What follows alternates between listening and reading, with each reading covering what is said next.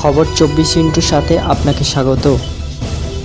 নতুন নতুন খবর জানার জন্য আমাদের চ্যানেলে চোখ রাখুন।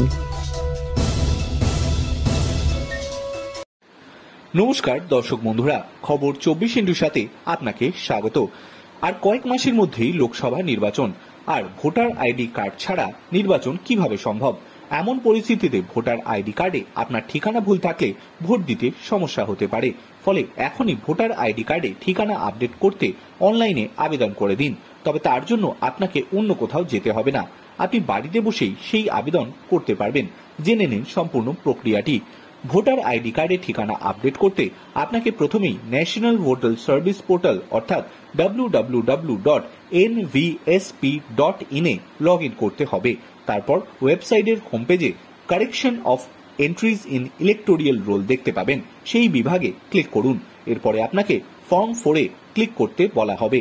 এরপর আপনার সামনে একটি নতুন পেজ খুলে যাবে, সেখানে আপনাকে প্রয়োজনীয় কিছু বিবরণ লিখতে হবে। এখানে সেলফ অপশনটি বেছে নিতে হবে, তারপর সাবমিটে ক্লিক করুন। এখানে আপনার শিফটিং অফ রেসিডেন্স অপশনটি সিলেক্ট করতে হবে।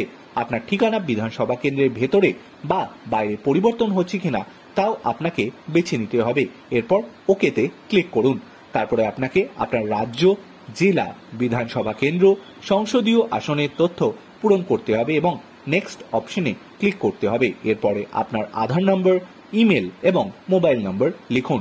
এবার নেক্সট অপশনে ক্লিক করুন। এরপরে আপনার নতুন ঠিকানা লিখুন এবং ভোটার আইডি কার্ডে আপডেট করুন। ডকুমেন্ট আপলোড করার পর নেক্সট অপশনে ক্লিক করুন। তারপর ক্যাপচা কোড লিখে সাবমিট বাটনে ক্লিক করতে হবে। এরপর আপনি অনলাইনে যে আবেদনটি করেছেন তা যাচাই করতে হবে।